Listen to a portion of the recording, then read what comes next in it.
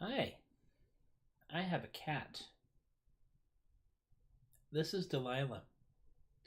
Delilah is about 7 years old now. We are the third... Hey, happy Thanksgiving, really. We are the third household to adopt her. She was adopted and surrendered, and then adopted again, lost, found, and then the owner said they didn't want her. So we are her third house. She has abandonment issues. We will be playing music. Today we're just kind of... Yes, cat. This great calico fluff ball. Yes, we are now dealing with the legendary 30-second Facebook lull. We will play music. I don't know how long this show is going to go. I literally decided, you know what? It's Thanksgiving. And there are folks out there who might just want to spend some time hanging out with their crazy friend Tobias. Whether I'm playing music or not. Right now I cannot play music because I have a cat in my arms. You all understand. I have been working on some stuff, though. Not just petting cats. Today was, we had our Thanksgiving dinner usually happens around noonish, and for our Thanksgiving dinner, she can be a pillow if she thinks highly enough of you. We have another cat named Domino, who is a black and white one you may have seen in the background occasionally. Domino is only about 2 years old, and we didn't think Domino was as young as she was when we got her, so she was still learning how to cat, and she always wants to play with Delilah, who is a strong, independent kitty and don't need nobody, and really doesn't need something that's 80% leg kamikazing into her on a regular basis, which is how Domino expresses her desire to want to play.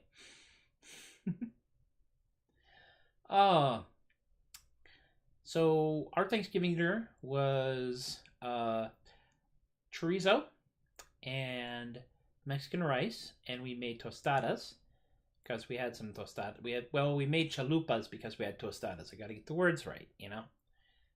We had tostadas. We had refried beans. We had cheddar cheese, and we had blackened chicken strips, which is what we chopped up and put on the tostadas to make the chalupas. And I'm saying all this with a kind of accent that reminds you what occasionally vanilla people can eat. And she is done. There we go. Okay, we're up. We're good. I have been sufficiently covered in cat hair. I really am not sure what I want to play first. I will not be playing Alice's Restaurant because I don't have the finger picking down on that. The finger picking is pretty like deep. I think I might do something though. You know what? Let's do this. I want to show off the book. The instrument I've been spending time restringing. So let's see how that goes, yeah? Okay, hang on. That's right.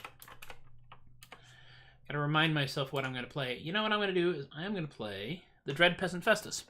And I'm gonna play it on this beast. Behold, yeah. The book. Literally made on a bet.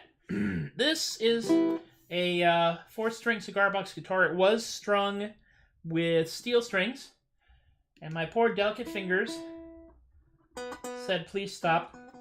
So we're now in that stage of having strung it with nylon strings where it will go out of tune any minute now.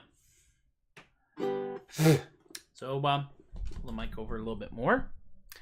And we're going to do Festus first, and we're going to see where we go from there. This got a pretty good... It's got better tone than anybody thinks it has a right to.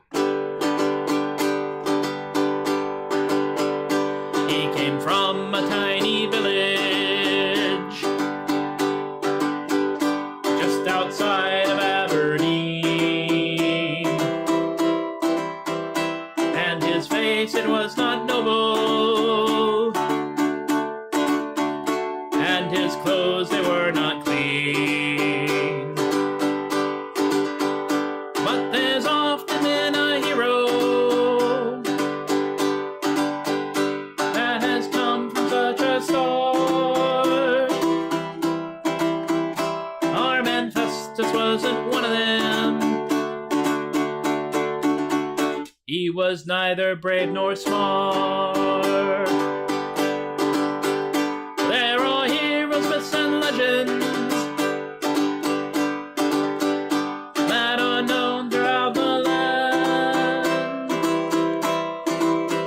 But the dreaded peasant Festus was not that man. There are some men bound for glory, bound for riches or for fame.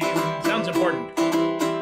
And among that noble roll call, you will not find Festus's name.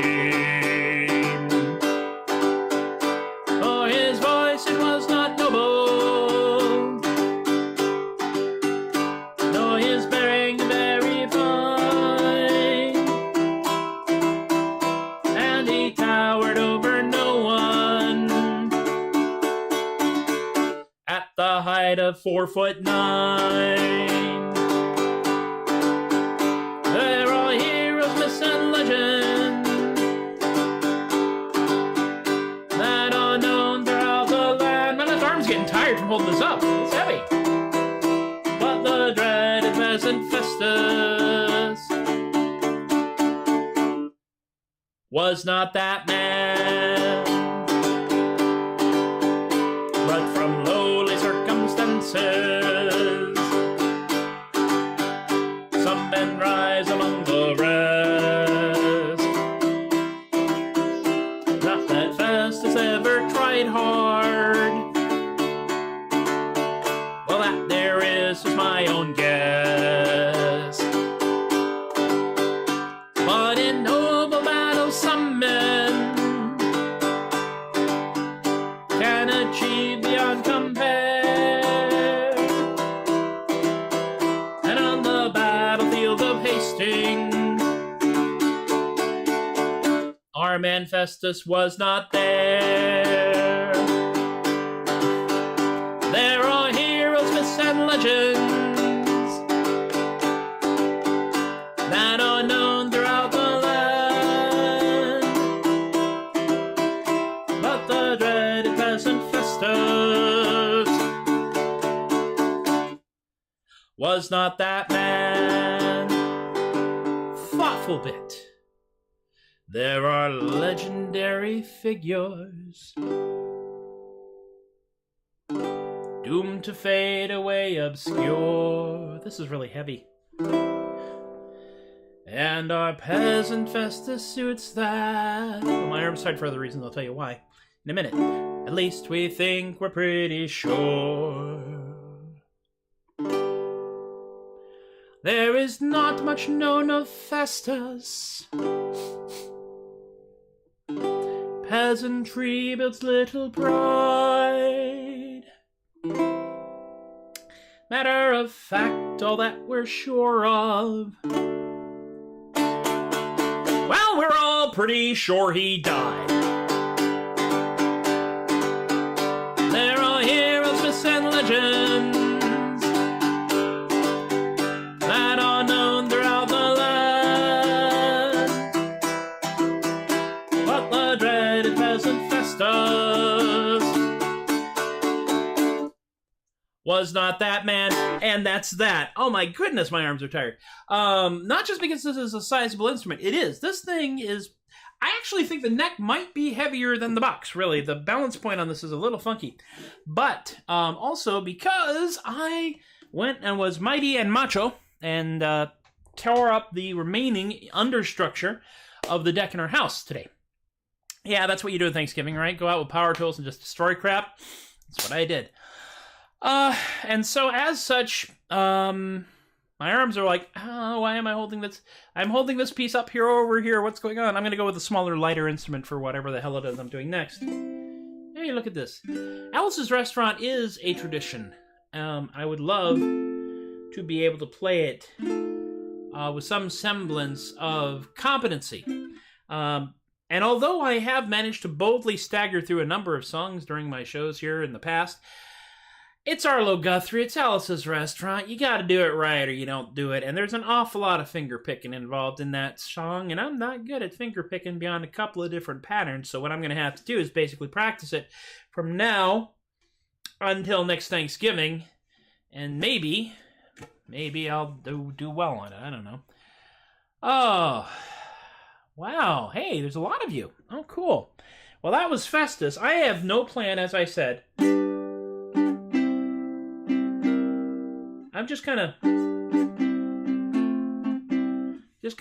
figuring out what I'm going to do here. Destroying crap is by far, to be fair, large. That's true. I did not travel to another house and make other people sick, so that's good. The best Spivney Boots! Dan! Holy crap! No, y'all don't understand. Dan and we go way back.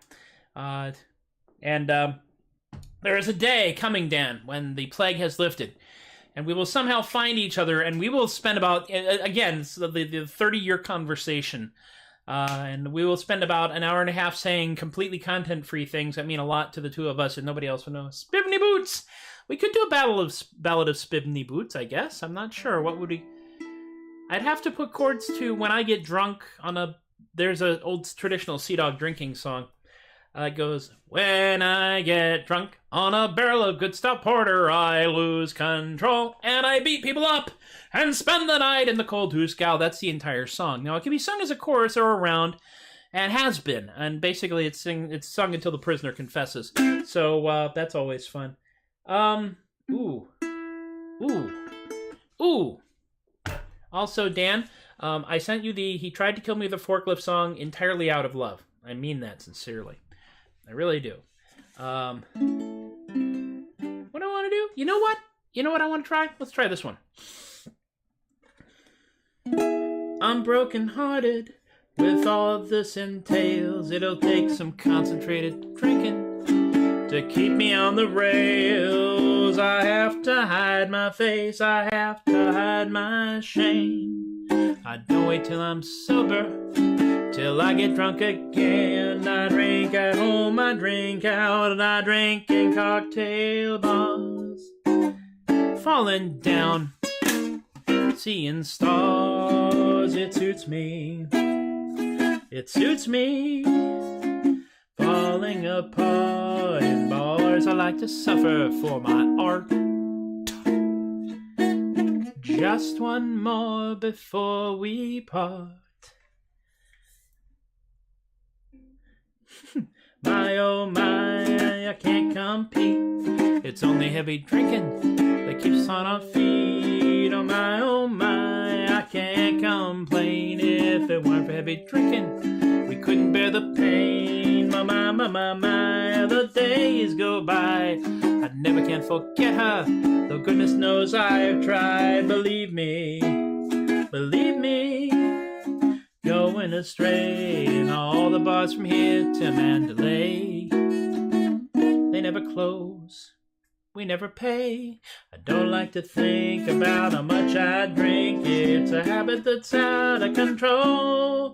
Oh yeah, hope I never get dry before I get old. You see, this here song haunted me for years. It really did. Back when I was in college, my very first job in the summer was at a boat dock and a 7-Eleven. And I'd have to get up at 4:30 in the morning and then drive for an hour to the lake and then come back.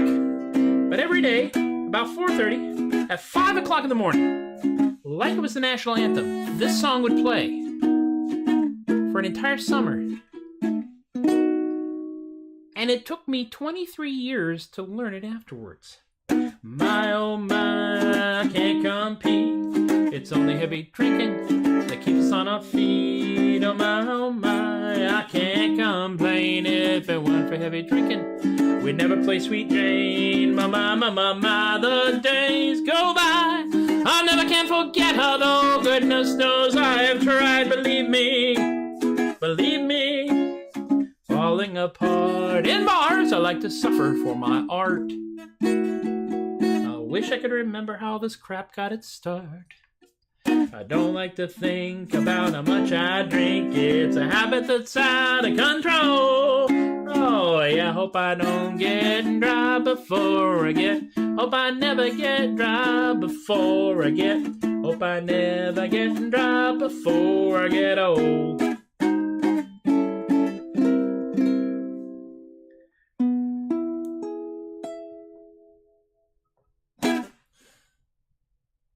That could almost pass for music. Holy cow. And, dude, thank y'all for hanging out with me. I know, right? We are in a really weird place right now because a lot of us would love to be anywhere other than where we are locked down. The automatic closed captions are like an inebriated sportscaster. Wait, let me see. Okay, Izzy, we're going to test the captions. Ready? Sphygmomanometer. And now we wait 30 seconds for the traditional Facebook 30-second lag time because I'm casting this out on three different platforms: Facebook, YouTube, and Twitch.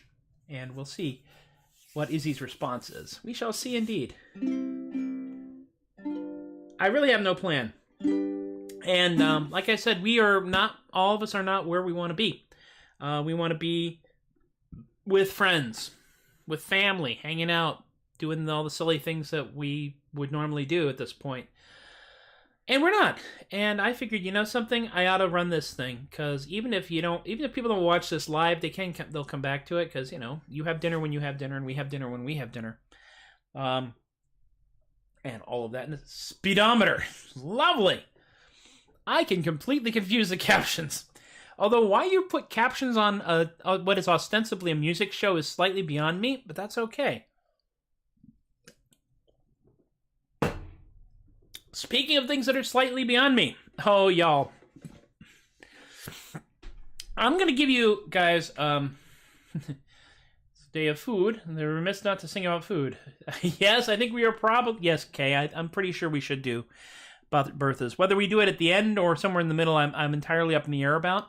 Thank you for making a recommendation. I'm hoping that some of y'all who are repeat offenders are going to, make suggestions to what to play, because I wasn't entirely certain I was going to do a show today, and then I thought about it, and thought, you know what? I should. It's kind of required. Y'all missed the redundant song. And it's what's really funny about it is that I have I wrote it down and I saved it up. You do it I tend to do it as a closer, Tom. Yeah, I tend to do Birth as a closer because, well, it's just a great big, get everybody rocking back and forth, singing and shouting all the stuff. And I still would absolutely adore doing more English music hall crap. There's a startlingly low amount of English music hall crap that happens in San Antonio, Texas, for some reason. Go figure. Which means, of course, that if I want it to happen, I'm going to have to make it happen again. Oh, God, I don't even know. I do want to show y'all something real quick. If you go to, let me find this link here and just put this out on the plug as soon as I can. I have to go to YouTube and find it because I am involved in a weird-ass project, and we have just started that weird-ass project. And we have, in fact, our very first video of that weird-ass project. And let me get the link for it here. Hang tight. We're going here, yeah. That's very, very low. But I'm not going to say play it now because, well, I'm doing this. But I will say, if you want to just kind of grab this and play it afterwards, it's a complete palate cleanser. Far better than being an ASL interpreter at a Jeff Dunham show. Oh, dear lordy, yes, that would just be heinous. I'm in a project now called Thud Bucket, which is basically death metal you can laugh at. That's our tagline. Me and my friend Ron from California, who I've known since my first real job in California at Kensington. Ron's been in a number of death metal bands over the years, and he's actually the guy behind the app for the 70,000 tons of metal cruise that happens. And I made this one-off riff about how there should be a death metal song called Per My Last Email, and he said, oh yeah, we'll write some lyrics, and let me see what I can do. So I wrote some lyrics, and he wrote the song. It is Take It From Me. I believe you, Ruth. I really do. It can be absolutely astonishing. The best part is when someone asks if you're reading the puppet's lips. Now think about that. So it's we've got an album coming out. WTAF is the title, and we're probably dropping it sometime in December. We're just trying to get a couple things in order first, but there is now a Thud Bucket Facebook page, and there's a Thud Bucket YouTube channel, and there's all kinds of weird stuff there. Oh, this song is this song is redundant. This song is. This verse sounds like the other one because that's what it is. That's the redundant song. I won't do all of it because it goes on and on and on and on and on until we're really, really tired of it. Oh, let's do... I don't know. What do I feel like doing here? Oh, actually, I'm assuming that Dan has not run away screaming yet. Dan, this one is actually a song that Quigley wrote. Oh, the name of the ship on which we sail is a Jolly Roving Dog, and the crew be bold, the boatswain's old, and we all do love a grog. The captain was the toughest man whatever sailed the seas, until one thing finally struck him down, 'twas a nasty French disease. Oh, we sail the briny oceans on the Jolly Roving Dog, and we will not rest upon our quest to find the captain's log. Oh, the captain finally met his match, old France, she finally won. The first mate sat beside him for the setting of the sun, and the last words of the captain to the good crew of the Dog was that none shall ever take his place till he finds the captain's log. Oh, we sail the briny oceans on the Jolly Roving Dog, and we will not rest upon our quest to find the captain's log. So we looked down in the scuppers and we looked up in the nest. For a time we kept our spirits high with witty words and jests, but soon a gloom enveloped us thick as a pea soup fog. For no matter where we looked, we could not find the captain's log. Oh, we sail the briny oceans on the Jolly Roving Dog, and we will not rest upon our quest to find the captain's log. So at last we took to the great big book that the captain brought to sea, in which he put each day's events as written history. But no matter where we searched inside the vast and lofty tome, we could not find where the captain's log had chosen for to roam. Oh, we sailed the briny oceans on the Jolly Roving Dog, and we will not rest upon our quest to find the captain's log. For the many logs that we did find, they all did look the same. But we never once found the piece of wood inscribed with the captain's name. Oh, we sail the briny oceans on the Jolly Roving Dog, and we will not rest upon our quest to find the captain's log. Yes, we sail the briny oceans on the Jolly Roving Dog, and we will not rest upon our quest to find the captain's log.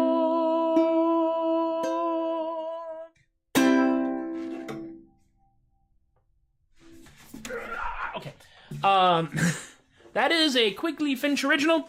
My version has drifted some from his, but you notice, Dan will know, and anyone who has listened to John do a Quigley song knows, there are these spectacular leaps, like octave leaps, in all of his singing work. And it's just like, dude, really? And when I decided I would start doing this, it took up the ukulele.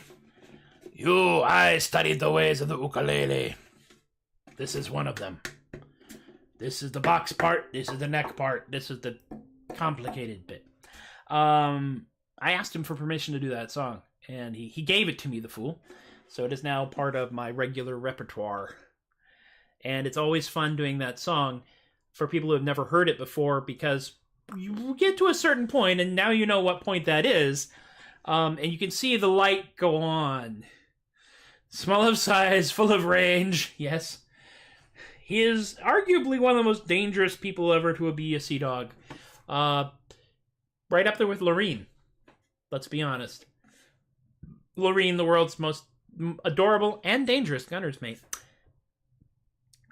She's actually editing Volume 2 of Artisanal Gibberish somewhere in this area, in the range of this, up in Maryland, as a matter of fact. That's where she is now. When the light goes on about the captain's log, and it's actually based on a real thing. Dan knows this because Dan was there for it. But with sea dogs, we were at one time nature's heckler. We were nature's hecklers. We were just people going out and doing weird crap to see what happens. And we would be accosting people left, right, front, and center because we had this big chunk of wood. And it was the captain's log. But none of us could read it. And we asked them if they could read it. And they would look at us like, what the hell are you? Look, Margaret, it's a Renaissance crackhead.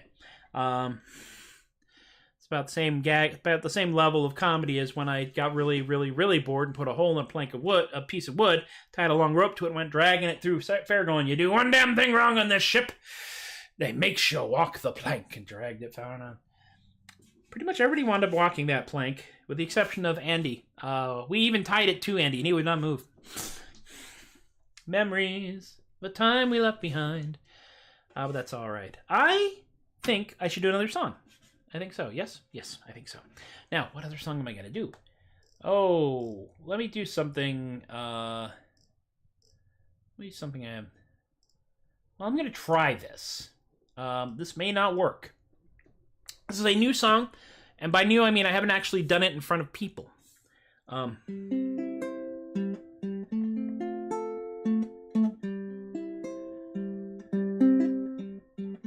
It's also got this stupid strumming pattern, which I will probably screw up.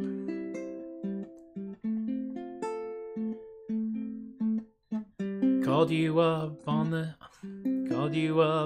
the telephone. See, already I'm not doing it well. 'Cause I didn't want to feel alone. I felt the weight of the day, my strength had started to sap. And then I dropped my phone right into my lap.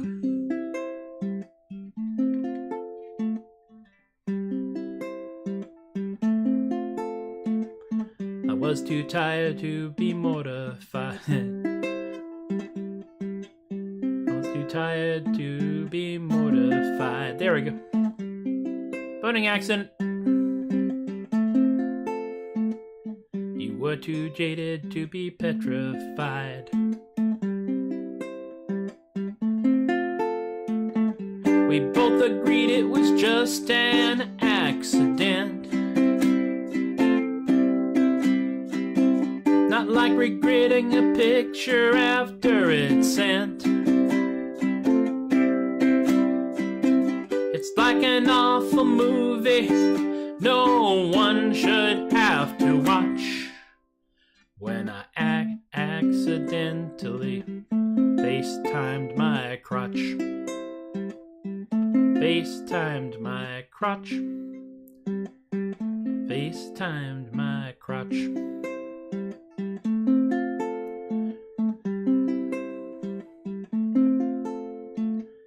I said, excuse me, sorry, it was a slip. A random shot of my lower hip. I fumbled and my strength began to give. These iPhone touchscreens are way too sensitive. The only thing you were subjected to was a denim-colored blotch. When I accidentally FaceTimed my crotch. FaceTimed my crotch. FaceTimed my crotch.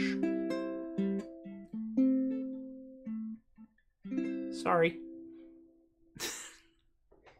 The world premiere of FaceTime My Crotch. That actually came from a conversation I had with someone who was producing an online show. And he actually made the comment about accidentally dropping his phone and FaceTiming his groin. And I said, ooh, FaceTime My Crotch, that's a song. I wrote that in September. And it's been sitting going, one of these days you're going to have to sing about me. It's like, yep, I am. And this is probably the right crowd to sing it about it. I don't know.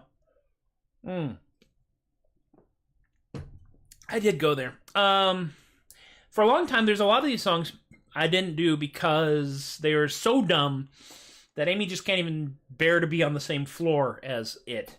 So she's currently downstairs right now, which is probably for the best. You know what I'm going to do is I'm going to do another song, but I'm going to do one.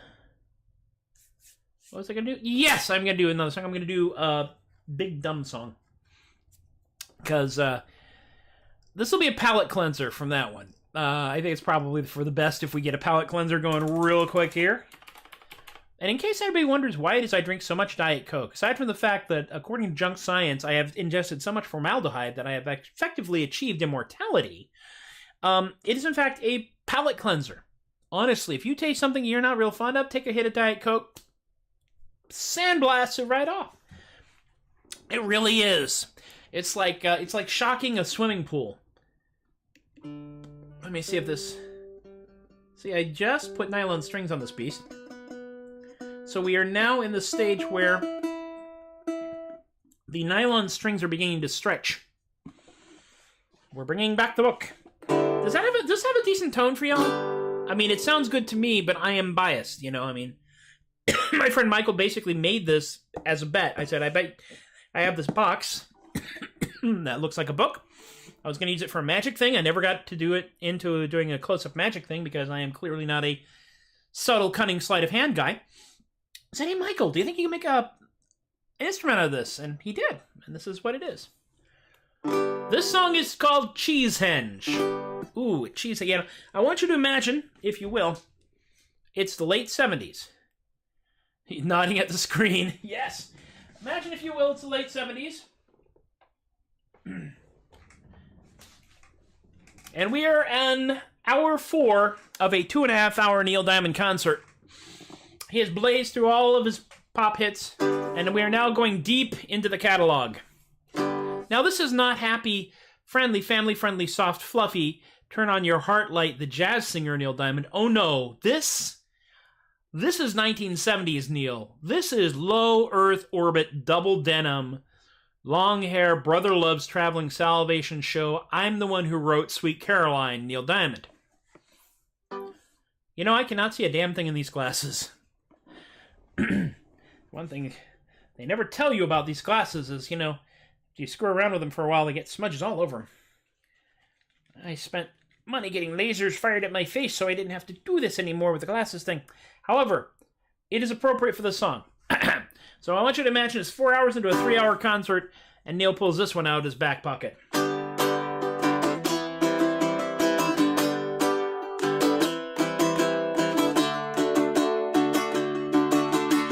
Cheesehenge, it's like Stonehenge but made of cheese, and it stood taller than the trees.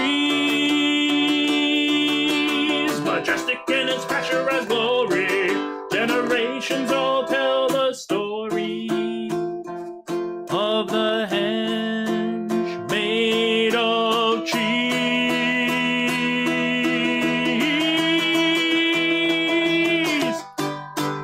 Erected by the ancient Welsh, you know they really couldn't help themselves. Towering spires of Wensleydale, their faith and engineering would prevail. Cheese hinge, it's a hinge, but it's made of cheese. The construction really was a breeze. Majestic in its pressurized glory, generations all tell the story of the hinge made of cheese.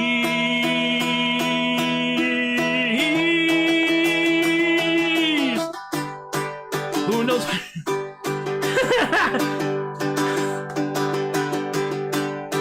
Who knows why they built this thing? Did they turn cartwheels around it and sing? How the story stops lasts so long, we'll just wonder about it in song. Cheese hinge, it's a hinge, but it's made of cheese. If you're allergic, it'll make you sneeze. Majestic in its pressurized glory, generations all tell the story I've chord of the hinge made of cheese.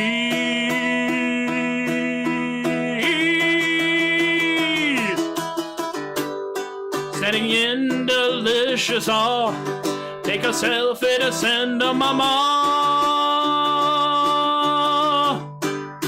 In the woods by a distant stream, you're gonna smell it before it is seen. Cheese hinge, it's a hinge, but it's made of cheese, and it's swayed slightly in the breeze. Majestic in its pressurized glory, generations all tell the story. I hate the F chord of the hinge made of cheese.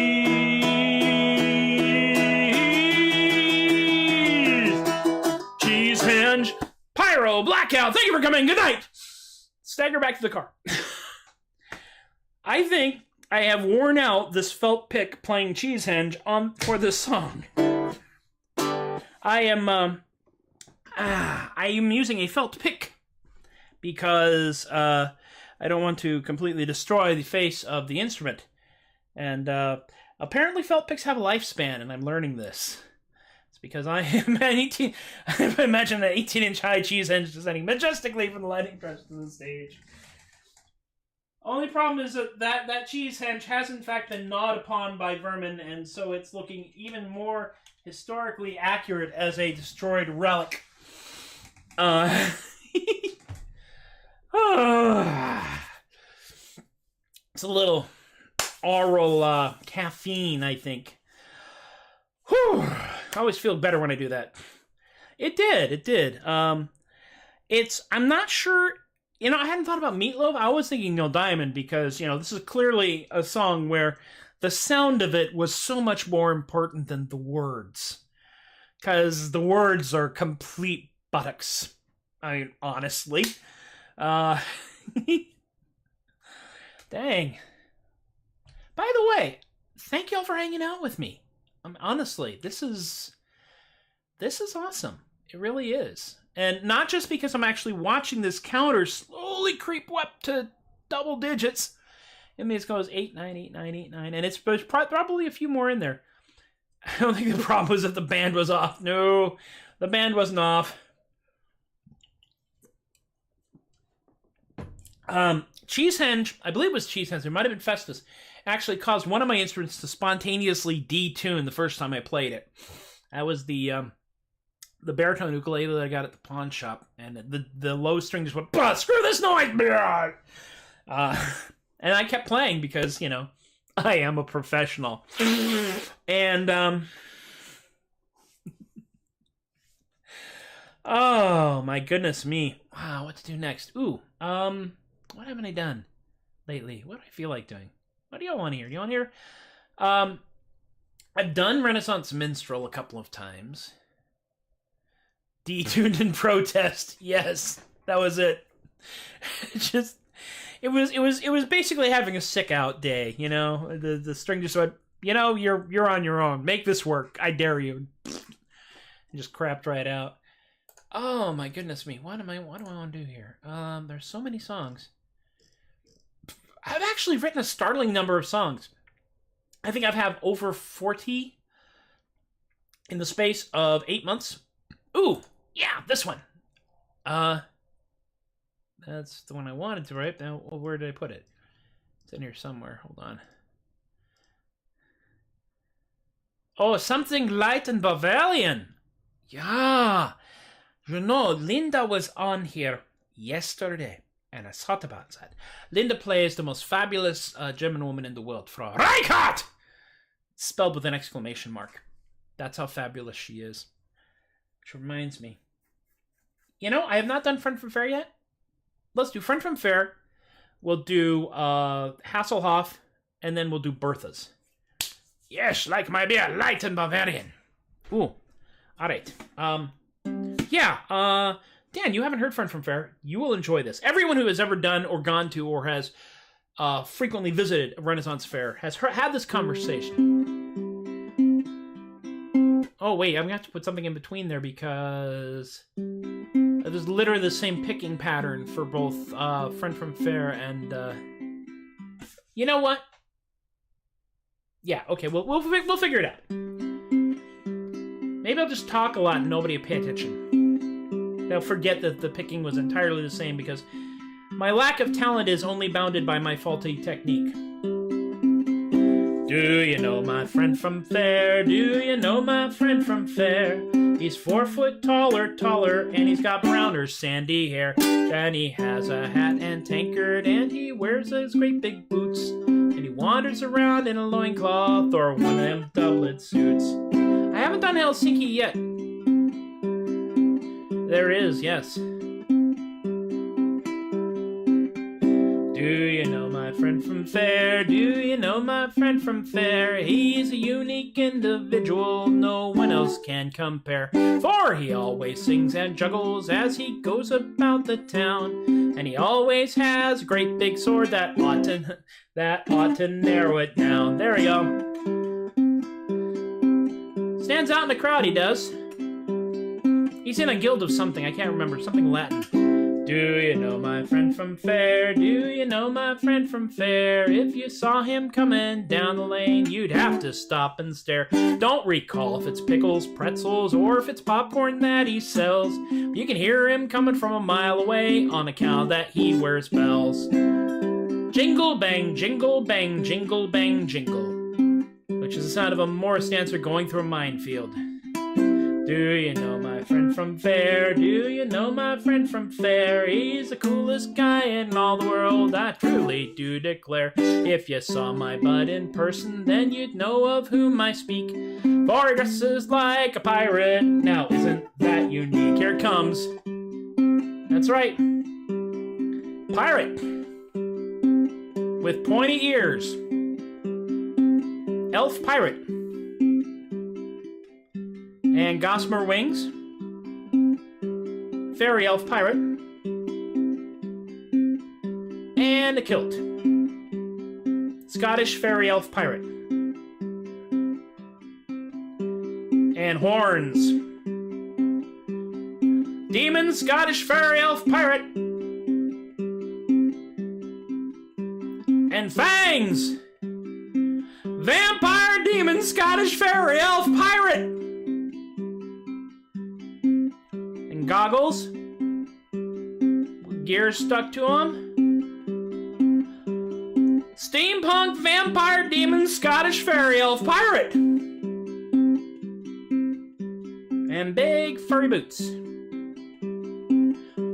Barbarian steampunk demon vampire Scottish fairy elf pirate. And a great big hat with feathers all over it. Lands Connect, steampunk vampire demon Scottish fairy elf pirate.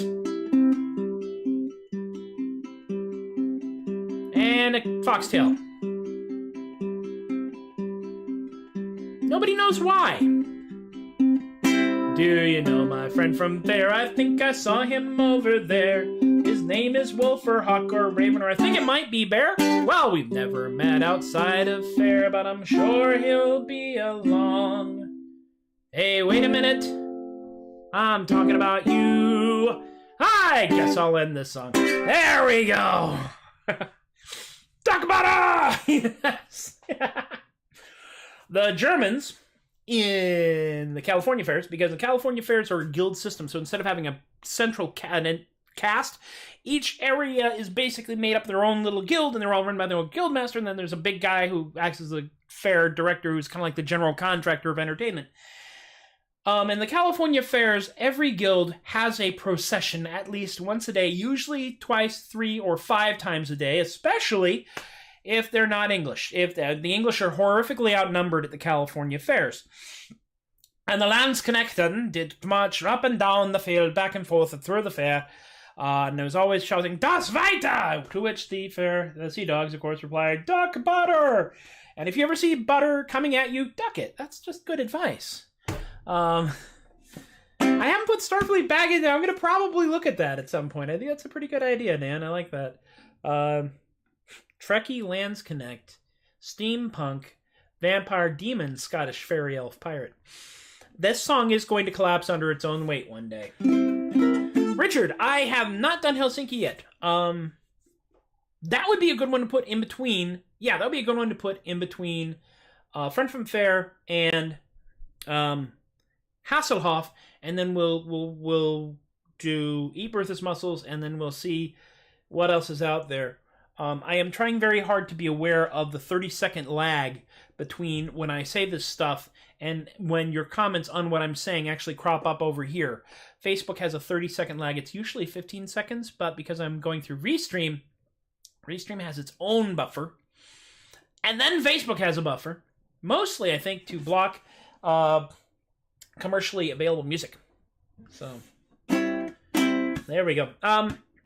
Helsinki. Ooh, Helsinki. Do I have a picture of Helsinki? Hang on. I might. I don't know. You know, I don't. That's okay, because I can put one up. You know why? Because I am talented and I have the technology. It's going to be an enormous thing. So let's do... Well, crap. You know, I'm not going to worry about that. Social distancing from the moon. Yes.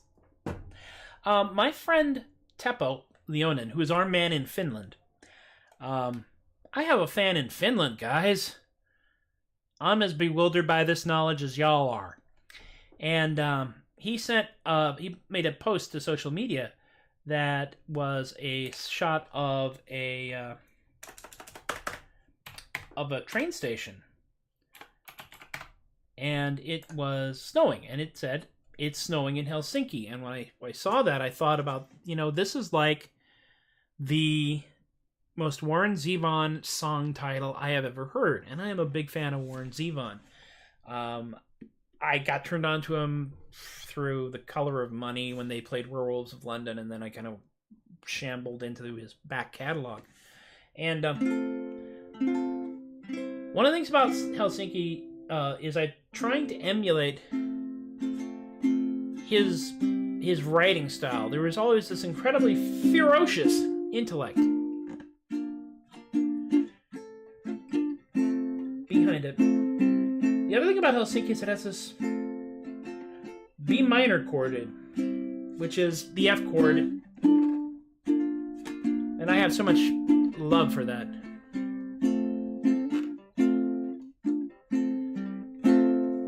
So I want you to imagine it's like 2 o'clock in the morning. This show can finish. And it's at a bar. And there's this guy.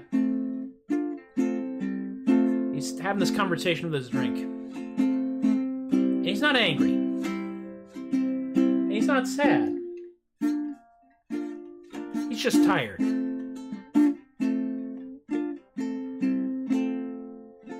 Snowing in Helsinki and raining hard on the Zeta Z, and all the socialists are drinking morning water what's become of me.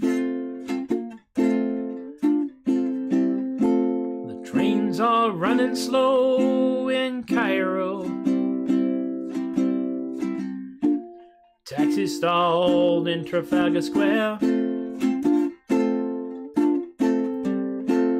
they're all seeking my revival. Sad to say they won't find it there. Bridge. I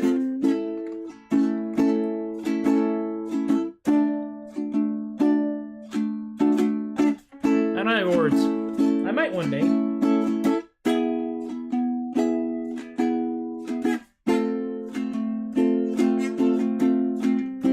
A piano solo would go well here.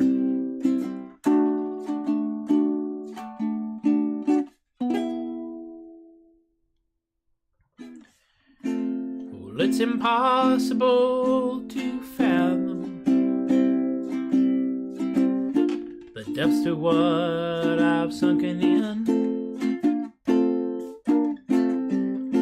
So I'll just fight on like my father. I'll just take it on the chin. Snowing in Helsinki, raining hard on the Zuyder Zee, and all the socialists are drinking, mourning what's become of me. It's a pretty song. It's a palate cleanser. For the palate cleanser, for the palate cleanser. Big finish. Oh! Ah, yes, but he is in the pink of health, which means we would have a glossy finish. I went there. I'm going to do something light and Bavarian. However, in order to do that, I must go get the official light and Bavarian hat. Because for the hat, this hat has been banned from the Sea Dog encampment. Yeah, that's right. It's a matte finish. Oh, dear God. Richard, I think Teppo actually said I might actually have, well, no. There's Helsinki, there's our man in Finland, and then the Hasselhoff ballad is set in Helsinki, and I didn't think about that for a while. This hat has, in fact, been barred from the Sea Dog encampment. Steve said, never bring this out there ever again. It is a lady draw hat. It has a career behind it. I have used it in a LARP. It is a thrown weapon. It does no damage, but it scares the crap out of anybody you hurl it at. Let's do the song. We will do a song now. See, I told you it has the same picking structure. But this is a happy song. A happy song about drunkenness, gambling, and defenestration. I was gambling in Helsinki, down upon mine luck, or a lot to these Flemish guys I fell. Oh, goddamn. I gotta stop reading the comments when I'm trying to do the song. I'm fine. Any plan where you lose your head is bad plan. Alright, we try again. And I shall stare directly at the camera and ignore the comments, for I cannot multitask. I do not know why I began to speak in this accent, but it works. I was gambling in Helsinki, down upon mine luck, owed a lot to these big Flemish guys. I felt that I was stuck. I thought I was a goner, sure surrounded by mine foes. Then I remembered Hasselhoff, and he solved all mine woes. For he invented the Hasselhoff maneuver, which goes... just grab them by the crotch and then throw them out the window. A lovely way to get above whatever makes you blow. Just grab them by the crotch once and throws them out the window. It's amazing what a little flick of wrist and arm can do.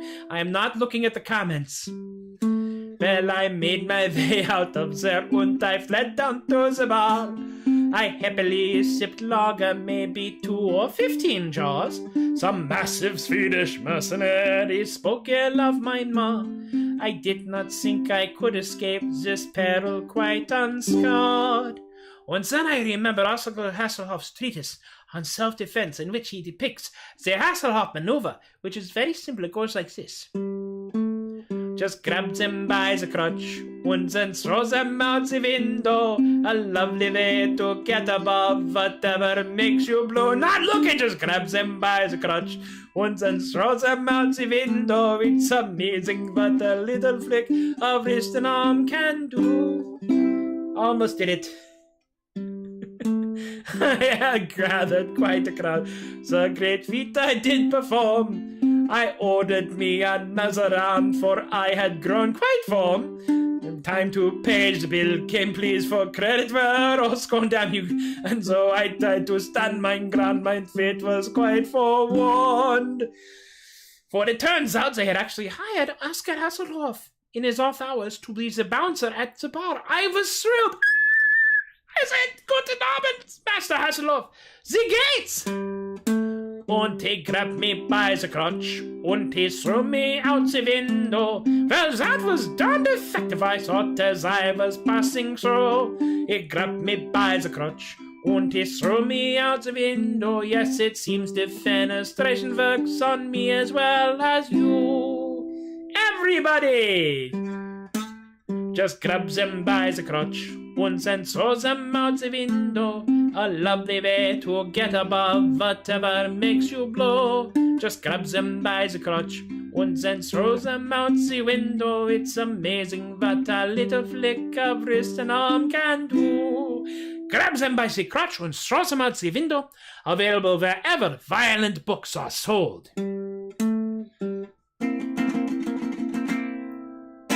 Now I'll look at the comments. Yes, nothing to see here. I am going to share this bit of folklore with all of y'all non-California folks. Our friend Lang was part of the triumvirate of awful. Lang Zerner is a man for whom personal boundaries occur to other people. And there's a moment that happens, that's jeden Fenestration, that's right.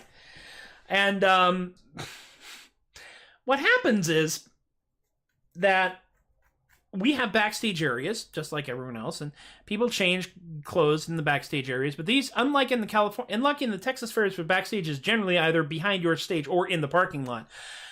The Sea Dogs actually had a area. We had a environment and an area back behind it, and you got 40 people all trying to change clothes in the area of about the size of this room. And Lang, for whom personal boundaries happen to other people, has said on more than one, has anyone here not seen my penis? It's the first time I've ever said that word on this show, so feel special. I said, I haven't. And he's like, right then. And he went, grabbed his pants, and as he was pulling down his pants, someone got between me and Lang. Lang was about, as far away from me as that wall, and someone just got right up here in front of me, and like, and I completely failed to see it, and I cackled, blocked, and Lang got this look on his face. So I went to do it again.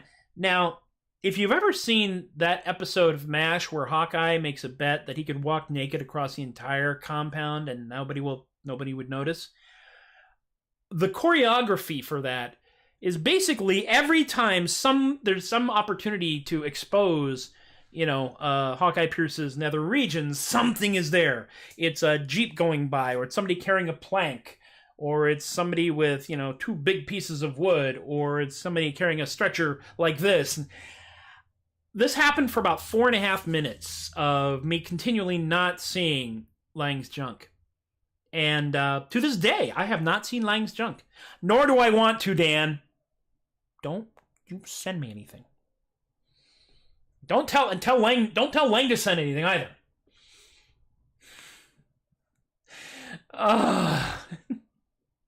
We have taken a strange turn.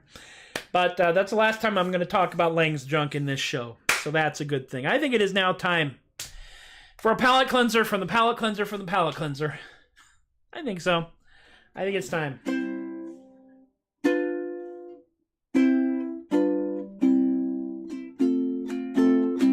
You know what? I'm going to bring the notes up just in case I screw this up. Because I don't want to screw this up, because this is like, this is like the big one. We're going to do Bertha's Muscles. What's really funny about this, and Dan, you'll be amused as hell about this. Dan, yes! We are both, that's about as pure as we're going to get, I think. There may actually be, when the final Trump sounds, they're going to line people up. Who's seen Lang's junk? And there'll be two lines, and one will be much shorter than the other. Okay, I'm talking about Lang's junk again. Stop that! Eat Bertha's Muscles is not a traditional song. It was, in fact, written by two dudes in Baltimore, Maryland, about a place called Bertha's, and Bertha's sells mussels, and they apparently are quite tasty. And there was a push to make sure that we were not performing copyrighted songs without the express written permission. Well, it's cold out there. We can't get away from the gun. Nope, Dan's here. All right, that's okay. If Bubba was here, we'd be in real trouble. Then it's like the 3.5 horsemen of the apocalypse. But I'm pretty sure I can write these guys and get this, because in California they don't give a damn. They'll do whatever songs are, because once you've published a song, you own it. You just can't sell recordings of it. So I'm allowed to do this. Bertha's Muscles, yes, they're the best there is by far. I'm off. You can eat them in the dining room. You can eat them in the bar. So when you're ashore in Baltimore and you fancy a bite to eat, just follow your nose to Bertha's and you'll be in for a rare old treat. Now a sailor came to Bertha's with a problem most severe. Not reading the comes. His manly pride had been atrophied by a voyage of 14 years. So he ate a plate of mussels. Now he sings in a different key. His jibboom said, right, he'll be back there tonight, and he's not going back to sea. So eat Bertha's Muscles. Yum! They're the best there is by far. You can eat them in the dining room. You can eat them in the bar. So when you're ashore in Baltimore and you fancy a bite to eat, just follow your nose to Bertha's. Follow your nose to Bertha's and you're in for a rare old treat. Now a lady came to Bertha's who wanted a daughter or son. The doctors had said with a shake of their head that she couldn't have either one. So she ate a plate of mussels and went home to her husband dear. She tuned up his cruiser to tell you the truth. They had triplets the very next year. So eat Bertha's Muscles. Yum! They're the best there is by far. By far you can eat them in the dining room. You can eat them in the bar. In the bar! When you're ashore in Baltimore, you fancy a bite to eat, just follow your nose to Bertha's and you'll be in for a rare old treat. They will cure your diarrhea, thank God, cure your constipation too. Just swallow a box for the chicken pox, for the measles, for the flu. So if you fancy a healthy life, get your daily dosage straight. I'll play today a Bertha's Muscles, and you'll be live till you're 98. So eat Bertha's Muscles. Muscles help me, the best there is by far. I'll get you. You can eat them in the dining room. You can eat them in the bar. So when you're ashore in Baltimore and you fancy a bite to eat, just follow your nose to Bertha's and you'll be in for a rare old treat. I can't tell there is high. Nice. Really? A young lady came to Bertha's, feeling amorously disinclined. Amorously disinclined. She decided to be a spinster, for no sweeter could she find. So eat a plate of Bertha's to ring in a brand new life. She quickly found a husband, lover, a brother, 2 twins, and a wife. Hey, it scans! Yes! Alright, I am not there to sing my verse. It's true. I am, however, going to copy this, and I am going to drop it into the notes. Because, why not? Why not? Oh my god. Y'all, seriously. Holy crap. I hope you guys are having as much fun as I am. And the comments on them just get this reaction. I'm not reading the comments.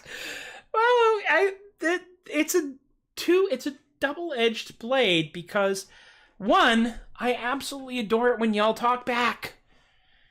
And y'all know what it's like being online. You just send stuff out into the ether and pray that someone is paying attention. It's not that I am an extrovert. I am an introvert. I just have incredible. I just have this incredible need for validation. Dan Morgan's Dickens character is Oliver Feltrop. That's right. Oliver Feltrop. That's right. The only man I've ever sing Daddy Wouldn't Buy Me a Bow Wow. I have it be more devastating than any female vocalist I have ever seen do it. Of course, the song also lasted approximately 3.5 days. But aside from that, days gone by. Yeah, it's true. It is true, Izzy. We are, if you are watching this, you are probably part of my demographic, which includes the word whack job. So, just so you know.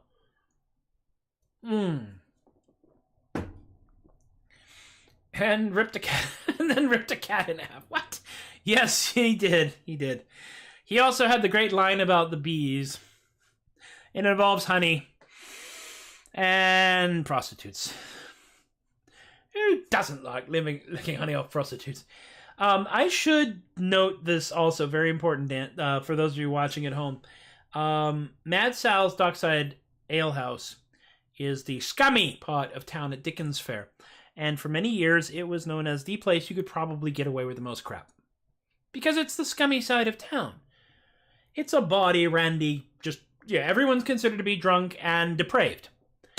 And they do the naughty 12 days of Christmas. Or I had to mention yours. Hey, lovely. I didn't know that. You know, Izzy, we're gonna have to arrange for both hats to show up, and then we just go around and ask everyone else if they did not get the memo.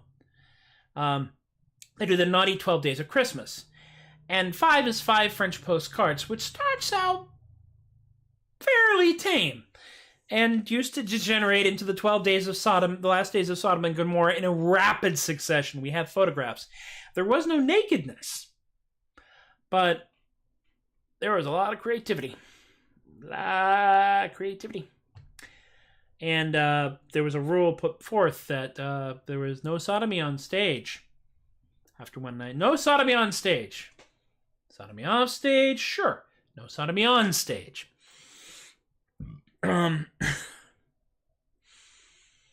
Apparently they've toned it down, but they also do a French postcard show at the Victoria and Albert, which is supposed to be the mainstream wholesome family show area.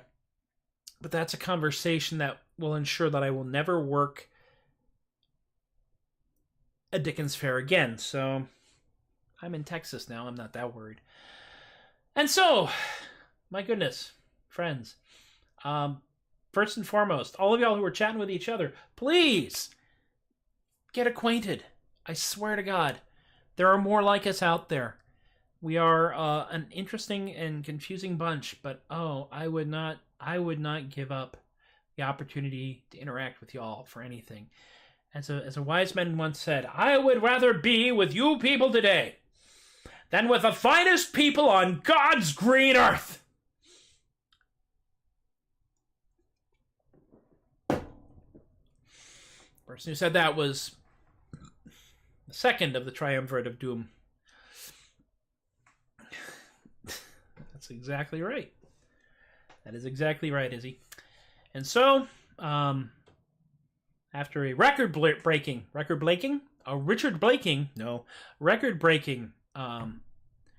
hour and 10, which I think is just about the longest I've ever done this.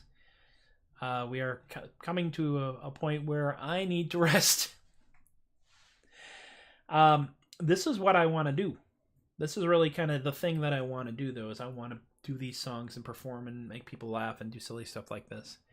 And we shall see. We do a public service. Yes, indeed.